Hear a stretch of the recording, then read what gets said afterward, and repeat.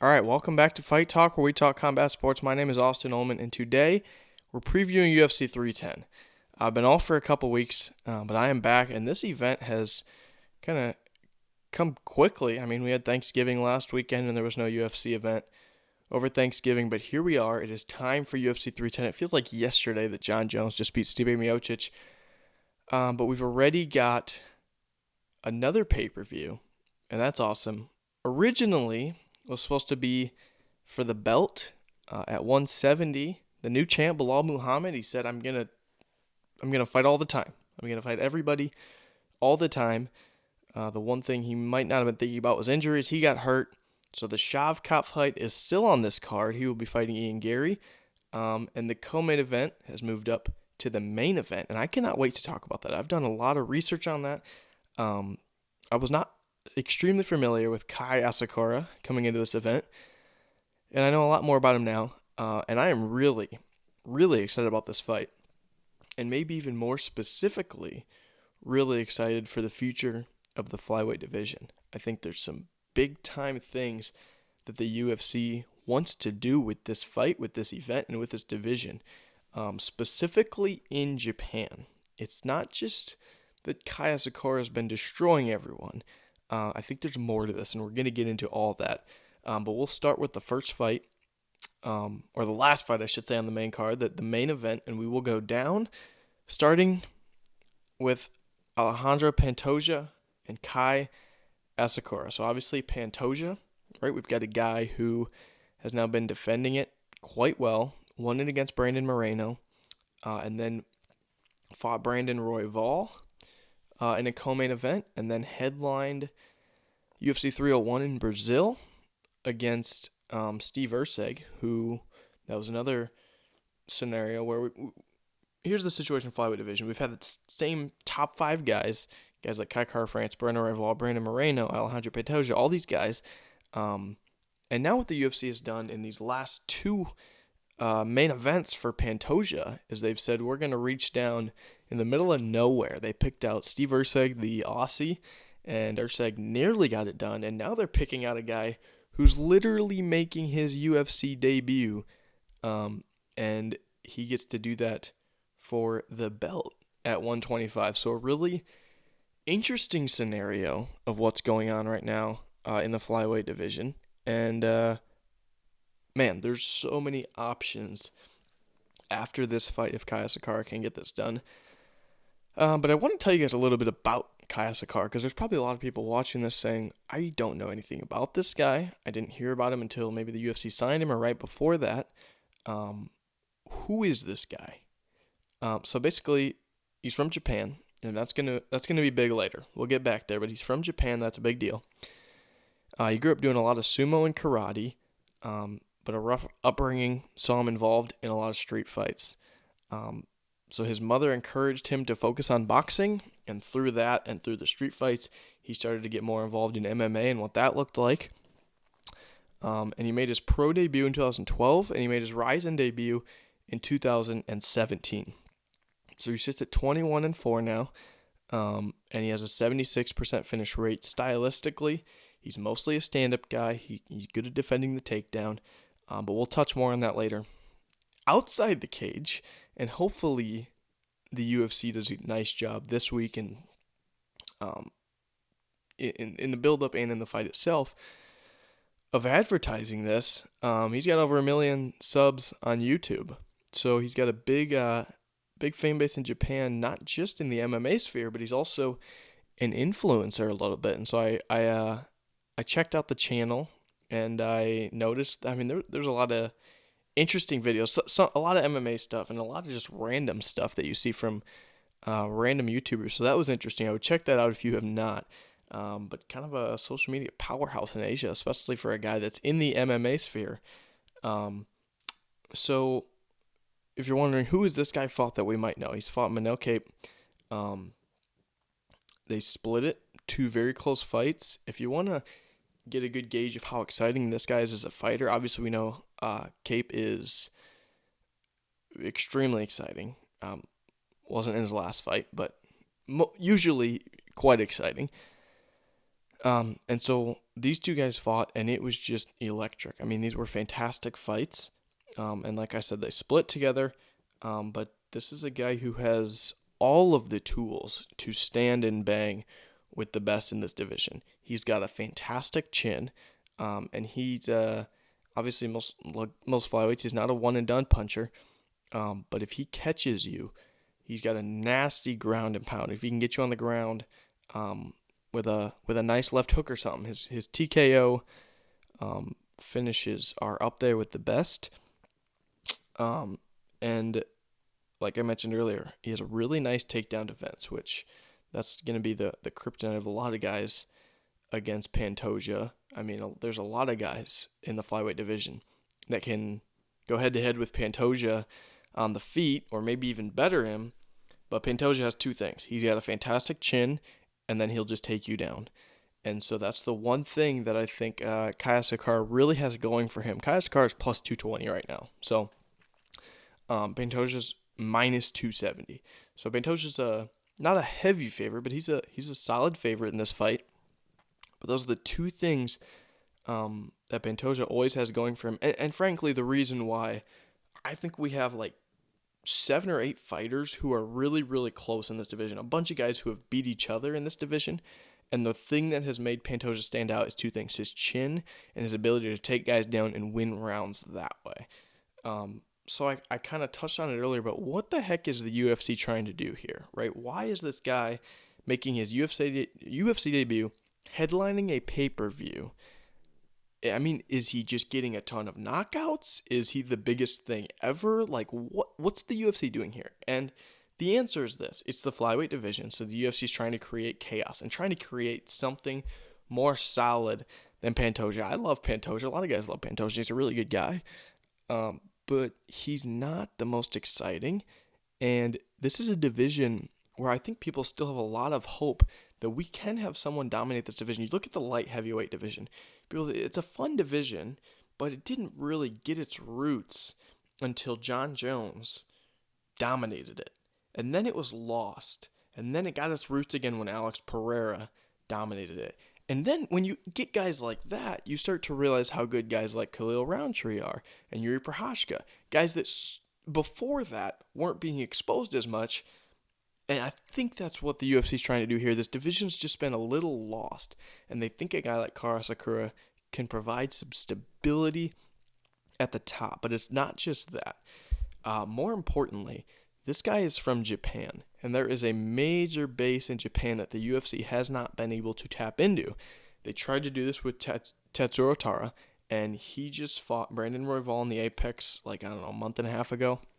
Fantastic fight, but Royval looked really good and won.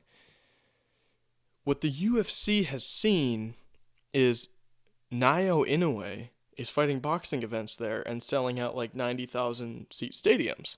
Anytime the UFC sees a boxer do that, they say, we need MMA prospects from this place because we can do that too.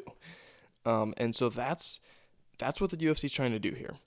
They've seen that Japan is ready. They've seen that Japan wants to sell places out. Now they just have to find the star from Japan so that they can do that. And this is their hope. And frankly, they want Tara to come back. And I think their dream is a Asakura and Tatsuro Tara main event for the belt in Japan. I mean, anything less than that would be a disappointment, I think. I think that's exactly where this is going. That's the direction we're heading in. That's what the UFC wants. And it makes a lot of sense because this is just a huge crowd that we have not been able to tap into yet. So keep an eye on that. If you're asking, why is the UFC doing this? Hopefully that kind of opens some doors for you. Watching Asakura's past fights in Ryzen, I mean, these are all sold out. Good atmosphere. Just a huge base that the UFC has not been able to tap into. Listen, Asakura's a great fighter. He's not an all-time prospect. He's not even Alex Pereira. You know, Pereira signed and we're like, I don't know what this is going to be, but it seems kind of special. That's not what we're getting here. This is a guy who's lost 4 times. He's been in a lot of close fights. So this isn't just like This isn't your Hamzat Chimaev even, where it's like, this guy's an all-time great. It's only a matter of time before he gets the belt. That's not what we have here, but we have a whole base that we have not tapped into. And so that's why the UFC has done this. What will this fight look like? I think it's going to go the distance. I think Pantoja's going to have a hard time taking him down. I think Asakura's takedown defense is underrated. I think it's really good, and I think we're going to see that. That was the big mistake that Ursig made. Ursig could have won that fight, and he got too aggressive in the fifth, and Pantoja took him. And Ursig tried to shoot the takedown, and Pantoja flipped it and ended up winning the round because of it. That's something that we're not going to see here from Asakura, in my opinion. He's not going to go for a takedown. I'll tell you that right now. What Pantoja, again, I said he has two things for him: the chin, right, and the fact that he can take you down and win rounds that way. If there's a third thing he has in this division of chaos, it is just the fact that he's done this now a few times, the fact that he's been in these big fights, and Asakura is completely new. He's been in big fights, he's been in big crowds, but the UFC, it's just different. It's where everyone wants to be, and Pantoja's had a lot more experience there. So that's another thing Pantoja has going for him. So how does Asakura do it? I think he needs to crack him and finish him with a ground and pound. I think that's his path to victory, which, like I said, is extremely hard with Pantoja and his chin and the chin that he has. Frankly, I think stylistically, where's this fight going to take place? I think we're going to see, I think this is going to look a lot like the Steve Ursig fight. If I had to guess right now, I think it goes 5 rounds. I think there's a 3-2 winner. I mean, I think it's just like that fight.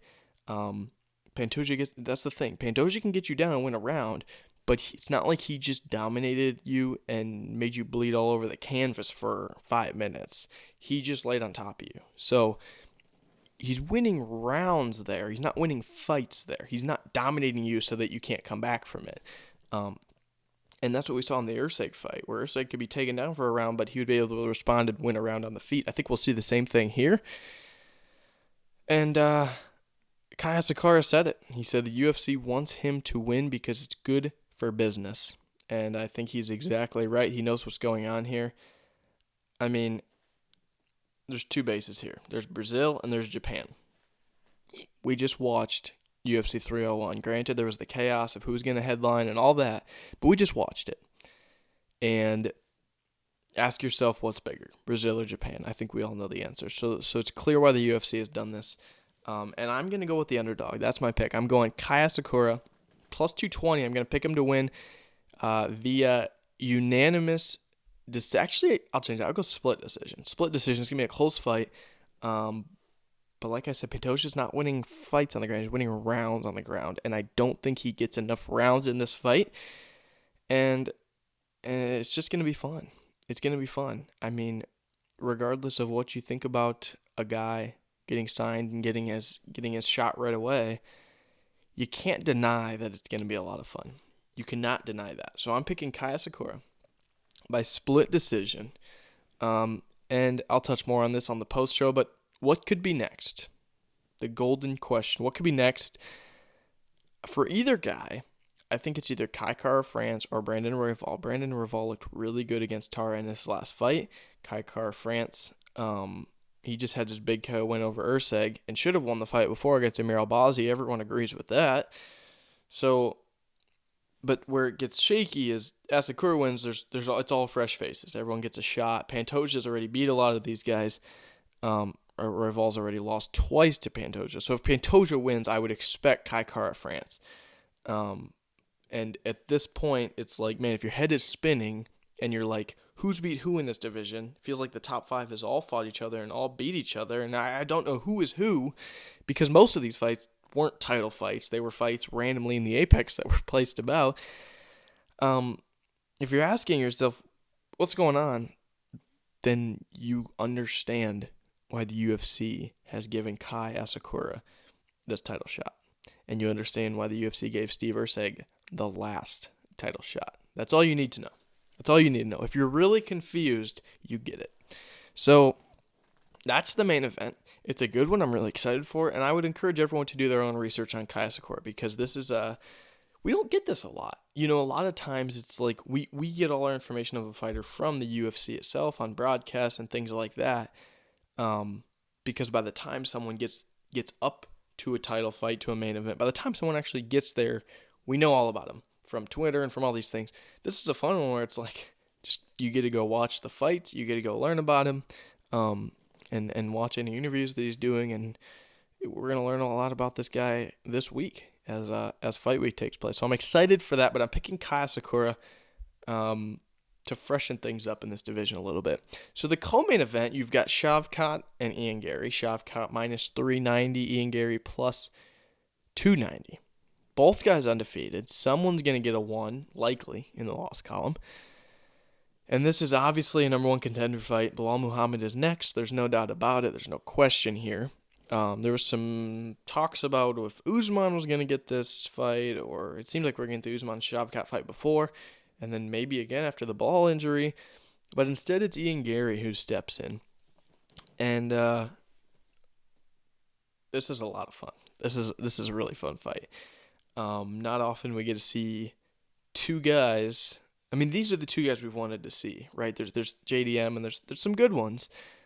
Buckley's looking better and all those things. But these are the two guys that have just been winning and winning and winning.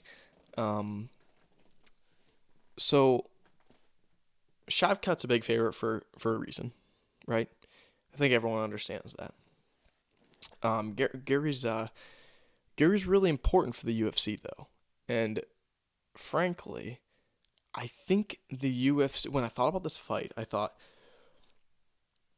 think Shavkat wins. I'll get it out in front of it. I think Shavkat wins.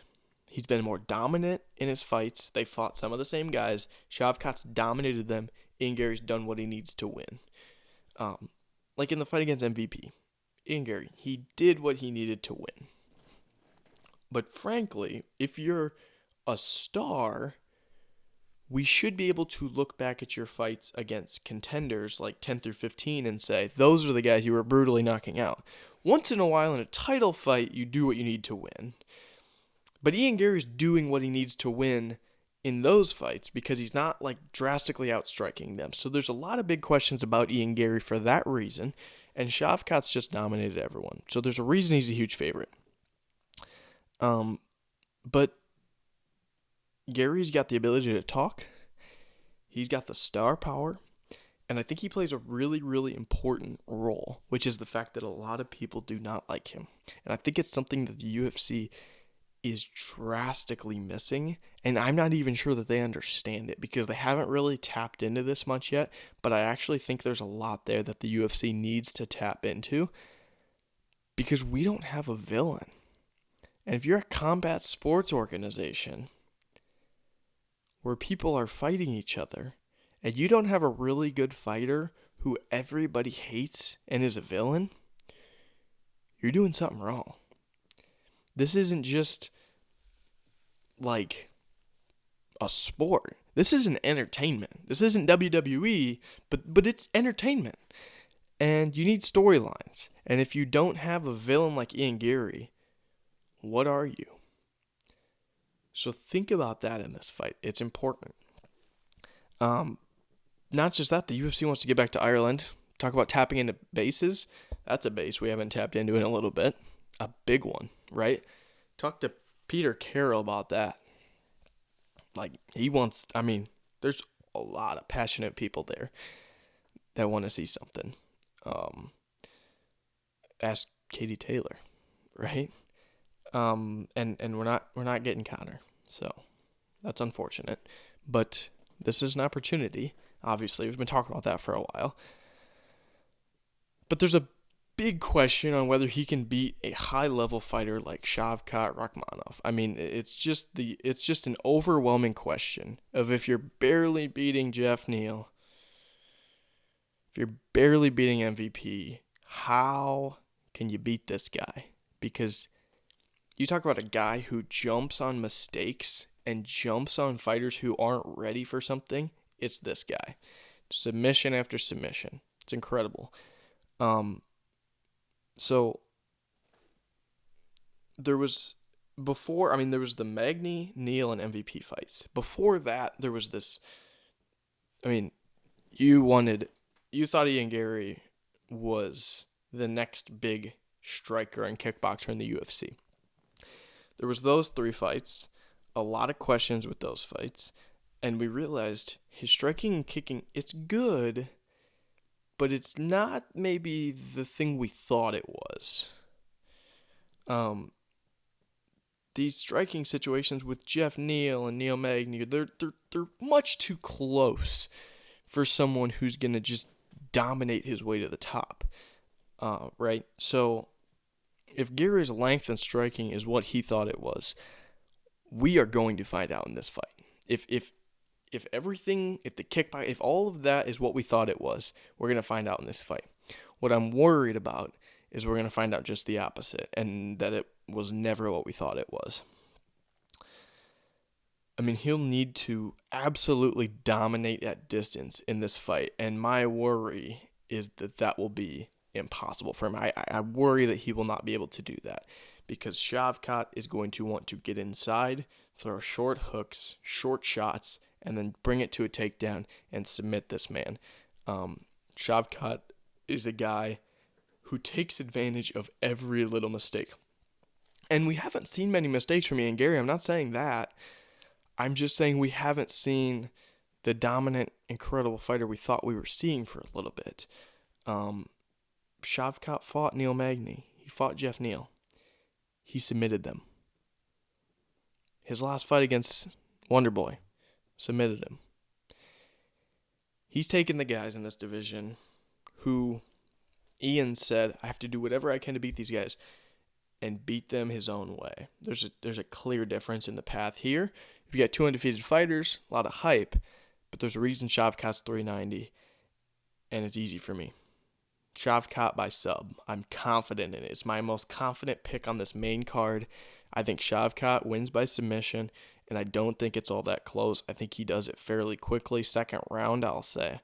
And he's getting the immediate title shot against Bilal Muhammad, and I think he beats Bilal Muhammad after that. And this guy's going to hold it for a little bit, in my opinion. He is. And we've all thought that for a while. We just weren't sure if a fight like this one with Ian Gary, there's all these guys, right, JDM and all these guys who have been slowly creeping up in this division. We just didn't know, is Shavkat going to have to fight them before the title or when he gets the title? He's fighting Ian Gary before the title. And I think he's going to get the title after this fight and win the title. I think it's clear. So I'm picking Shavkat by submission in this fight. And the good fights don't stop there. Ciryl Gane and Alexander Volkov. Ciryl Gane is minus 330. Volkov is plus 255. And how good is this? I mean, we've got 2 similar styled fighters who have already fought each other. Gane dominated that fight. And he has a serious advantage in this fight when it comes to getting the finish. If you told me right now, this fight ends by finish, I would be so confident that Ciryl Gane has just won this fight. Okay, I understand that. He's a guy whose only losses are to Francis Ngannou and John Jones. That's pretty good. And my question is, will his career be the guy who could never beat Ngannou, never beat Jones, and never beat Aspinall? Because I think those 3 will be rare company in the UFC heavyweight division. And so the question is, will that be who Ciryl Gane is? And my worry is that the answer to that question is yes. But what that means is that when he fights guys like Alexander Volkov, he beats them easily. And so that's the big question. These guys already fought. Ciryl Gane, it was a 5-round main event in the Apex. Ciryl Gane won that fight by unanimous decision. But Volkov has completely rejuvenated his career. It's much different. He's won 4 straight fights now. Rozenstruik, Ramavov, Tai Tuivasa, and then that recent fight in Saudi Arabia against Sergey Pavlovich, which was so impressive. I was so high on Pavlovich. Even after the loss to Tommy, I still thought this guy was incredible.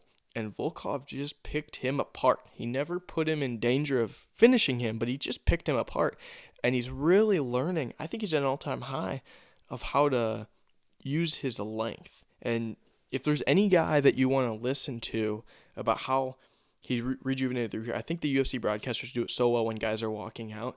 In fact, sometimes too well. Sometimes a guy will be on a bit of a skid, and they'll make it sound like this guy feels like he's at the best point in his career, right? You'll have DC talking about his career arc until this point, and almost every time they make it sound like this is the moment, right? Before the other guy walks in.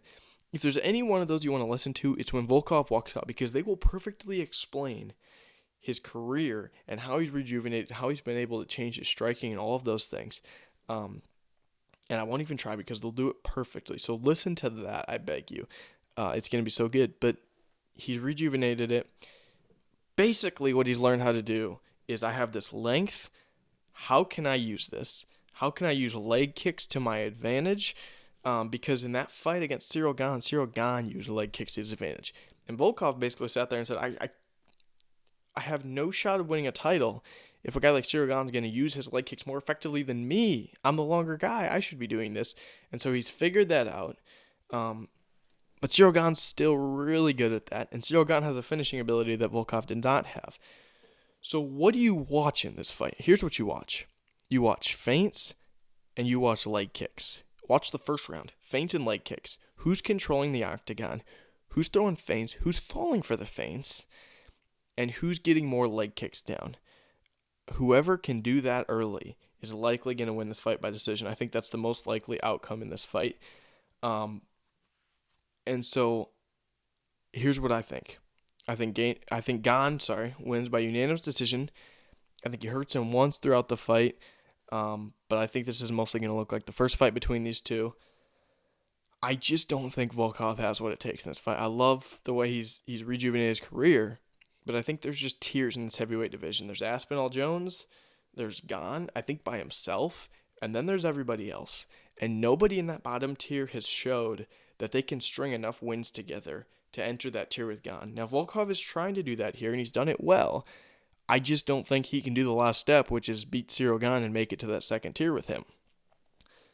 My guess in the leg kick department is that we're going to see those things cancel each other out. I think Volkov is using them much more effectively now, and they're both going to throw a ton, but I think they'll just cancel each other out for the most part, which means that we have a fight that's going to be won in the striking game. And Volkov might land more shots, I wouldn't be surprised, but Gane is going to land the more effective shots, without a doubt, in my opinion. So what is next? There's the crazy stuff going on in the heavyweight division. Obviously, Jones and Aspinall has to be next if Jones is going to take it. And so the winner of this fight is going to have to understand that waiting and not fighting again could mean waiting a very long time, like 2 years or something like that. With that being said, and you've got a guy like Gane who wants to keep fighting in France, right? And things like that. So with that being said, there is no other big fights to make in the heavyweight division. There's like one that always comes to mind, and that's like a Derek Lewis fight. Something that you can feel confident that you're going to win. That's still going to be a big deal on a pay-per-view or something. But frankly, there's just nobody. We've talked about this. It's not a deep division.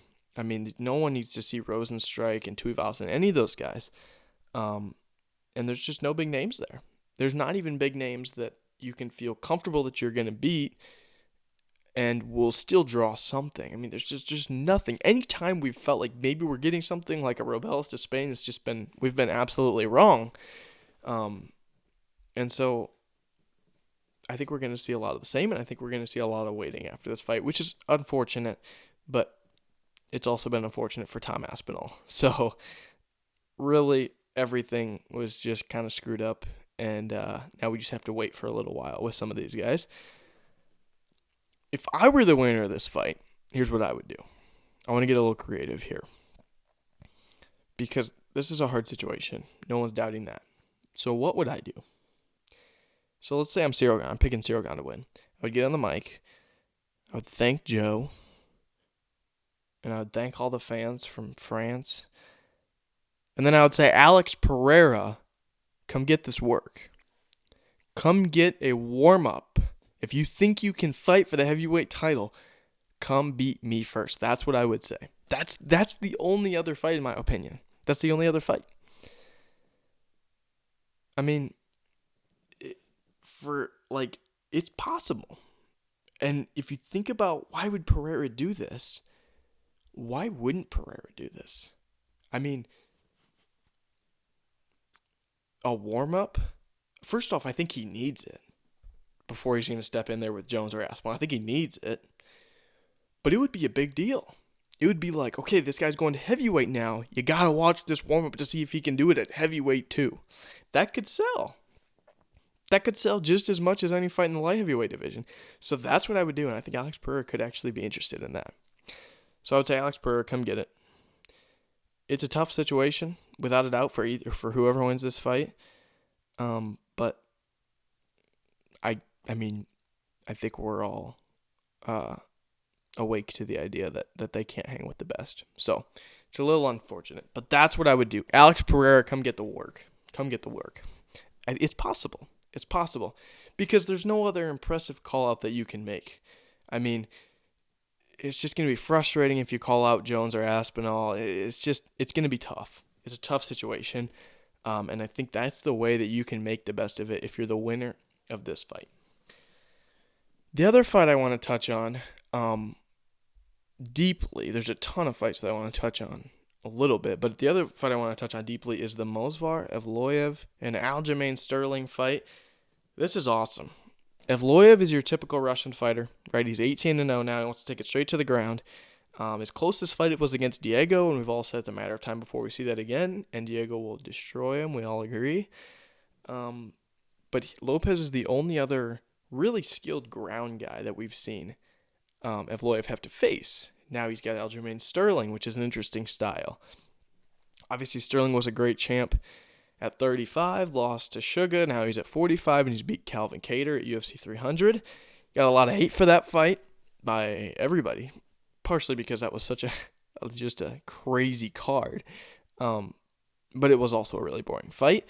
This is his real test at 140. This is his first real test at 45, so it's going to be awesome to see how he handles this. And in my opinion, he probably took a lot of time off on purpose after that fight at 300. Just making sure he's ready for this division, because there's some dogs in this division. There's Holloway for now, and there's a lot of dogs. You look at Ilya, and you look at Volk, and you look at all these guys, like Diego, and all these guys who look really, really good. They look really good. So it's going to be awesome, because it's going to be really his first real test. And I think that's why he took all that time off. Evloev has a mass advantage in the takedown percentage and the takedown rate and all of those things. But Aljo is going to test him in submission positions in a way that only Diego Lopez has in Movsar's career. The other thing to watch is the low leg kick battle in this fight as well. Both guys are going to be trying to cut it off and shoot takedowns. Not sure how many Aljo will try to shoot, but certainly Evloev will. So that's going to be the biggest thing to watch early. And I'm going to look for Aljo to be much more confident in this striking matchup. Obviously against Kattar, he's a really good striker, but this is a fight where Aljo can pick him apart in the striking. He has got some funky leg kicks, and he's a good striker. He's just a good striker, and I think we're going to see him look a lot more confident in this fight. But also, he's got to be careful, because Evloev is going to be ready to shoot at any point. Evloev is going to want to get him down quickly, and Sterling is going to want just the opposite. So what is next in this fight? You've got Evloev. If he wins, I think it's Diego Lopez. I think that's perfect. There's a lot going on right now with the Volk and Ilya. Seems like it's next. And so Diego, I think, has to fight one more fight before he gets there. What better way than to avenge your loss against Movsar Evloev? So I think that's next. And then for Aljo, I think if Aljo wins, I still don't think, even an impressive win, he's still got some fights to go before he's with that top tier. Brian Ortega, coming off a loss against Diego Lopez, will really challenge Sterling's strength in this division and his length, and will challenge him in striking, in the ground game, and all of it. In the submission game, all of it. I think that would be a perfect test for Aljo if Aljo wins. But my pick is Evloev by unanimous decision. I think he's scrappy. I think he uses that to advantage, takes him down early. And frankly, Aljo just does not have the power to discourage Movsar from coming in hot. If I'm Evloev, I'm going early and often to take this guy down. Because we saw Aljo shouldn't have gone for the takedown against O'Malley because O'Malley had that power. Aljo does not have that power. So you might even eat a shot on the way in if you're Evloev, but I would go for a ton of takedowns in this fight. And I think that's exactly what he's going to do. And so that's why I'm picking Evloev. But besides that, there's a lot of good fights on this card. Now, the order is extremely messed up. I'm still hoping that that's something that's changed during fight week. Listen, over the last year, I have no idea what the UFC's done with these card orders and things like that. It's been actually crazy. But you've got the fight I just talked about is on the prelims. Match 4 on the main card is Bryce Mitchell and Kron Gracie. Bryce Mitchell's minus 650. I mean, y'all, like we saw Bryce Mitchell in that last fight against Josh Emmett. I don't know what else we got to say. Kron Gracie's horrible. He's a horrible fighter. That's a bad fight. To open the main card, we have Nate Landwehr and Doo-Ho Choi. This is so bad. This is so bad. I genuinely can't believe it. I don't understand it. So bad. But the prelims are loaded. So let's talk about the prelims. The last fight on the prelims is Dominic Reyes and Anthony Smith. Potential retirement fight for both guys, right? Obviously, Dominic Reyes won that last fight in nice, decisive fashion. And Anthony Smith just looks horrible. He needs to retire. It's just, I mean, that last fight was just horrendous to watch. But I mean, this is a fun one at least. This is a fun fight for both guys. Two older guys whose names are up there, and so in that aspect, it'll be fun. Vicente Luque is fighting in match 7 against Themba Gorimbo. This was supposed to be the Luque and Nick Diaz fight, but Nick Diaz had to pull out, I think, with injury. So we're not getting that anymore. And then there's the Evloev Sterling fight. And then, if there's one fight you got to catch before the main card, in my opinion, it's Randy Brown and Brian Battle. Brian Battle just fought not that long ago on that Benoit Saint Denis and Renato Moicano card. But man, this is a fantastic fight. Brian Battle's looked absolutely amazing, and Randy Brown has looked good as well. This is going to be two long guys at welterweight going at it, and that's going to be fun to watch.